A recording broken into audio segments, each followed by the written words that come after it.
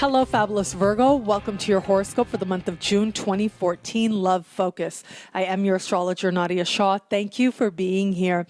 Well, as I suggested in the general horoscope video, this month for love, there are changes happening in many areas of life, from the very top of the chart, which has to do with achievement, to the bottom of the chart, which has to do with the past, with home, with safety as well, to relationships and friendships of all kinds. And so when I look at what's taking place towards the end of the month, we've got this new moon happening in a part of the sky that has to do with friendship for you.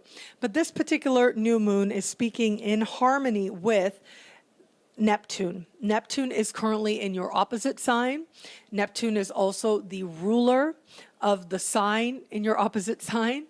And you add this element to it, and it does suggest that you are being asked to consider how it is that friendship and love are going to blend very well. But this is Neptune after all, I gotta say.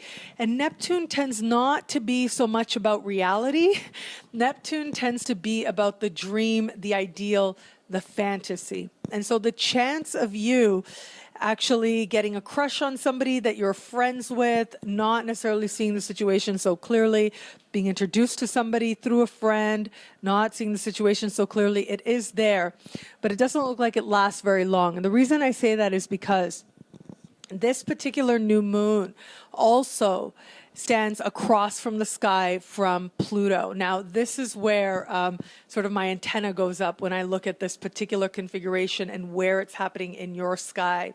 Because when I see this configuration, it does look like, on the one hand, a need to be honest on behalf of yourself, be honest with yourself about what you're seeing, a need to be honest about what it is the other person is actually telling you, okay? Because people always, and I don't care who it is or how smooth they are, people always show you who they are, and relatively quickly as well, usually in the first few minutes of meeting them. And as much as people might try to put on a certain face, little things always give people away, and your intuition will always be bang on with that if you are paying attention and if you are listening to it. That's the trick. You've got to pay attention and separate. This is a learning, I think, for all of us in this lifetime. It's part of being human, separating fear and expectation and hope from actual wisdom that's trying to come forward. And so I do see that the evidence, the intuition is clear as to what it is that's happening with this other person, what underlying dynamics are playing out. And yet there's a temptation not to listen, okay? The likelihood of it being particularly intense in terms of your attraction, in terms of your draw, is certainly there as well. And the possibility of you considering, and I'm just going to put this out there because ultimately when you see the moon standing across from Pluto in a chart, it does tend to suggest sort of a consciously held secret, if you will, sort of deciding that you're going to play some sort of game that gets a little bit quiet, a little bit covert, if you will. And that, of course, is something that a lot of people experience. However, I just want to bring to your attention that there are those types of experiences that you want to keep private because it is to honor the experience, to keep it close to the heart, especially in the initial stages, especially in the beginning. But then there are those types of experiences that you really probably shouldn't keep so quiet, that maybe aren't healthiest to keep quiet. What really determines the difference is your feelings around it.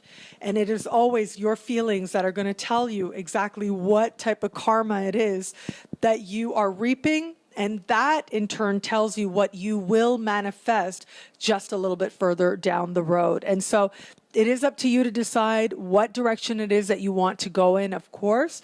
But the most key element with this playing out has to do with honoring your intuition and not getting too caught up in a hope, in a fantasy, that you don't stay balanced, because that is when the universe is really going to pull you back to a place of reality.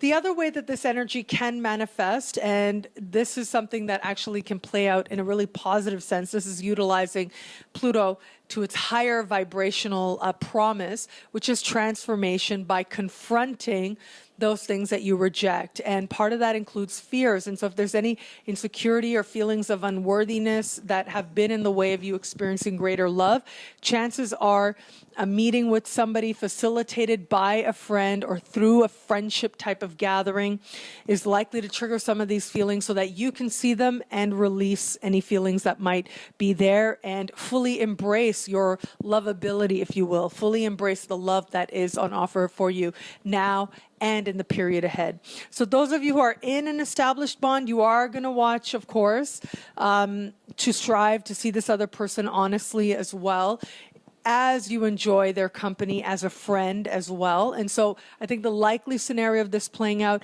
again, I do think that because there's an element of fantasy, because there's an element of secrecy with this as well, just be mindful of all it is that you're feeling in regards to your partner, and in regards what you perceive in your partner as well, and also in regards to your own feelings, whether within your committed relationship or not.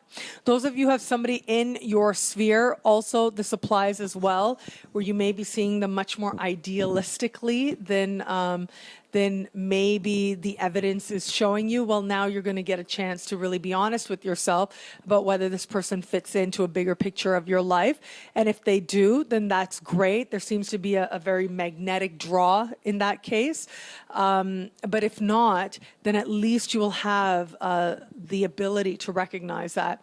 And those of you not currently in a bond, well, just be open, because these lessons, these feelings are going to find you now. And as I said, this is all part of moving you towards greater love and greater wisdom as well. Self-honesty and grounding your feelings in the reality of your perceptions is really how we move towards greater love. Embrace that learning now and embrace every experience now, and you'll find yourself moving powerfully forward.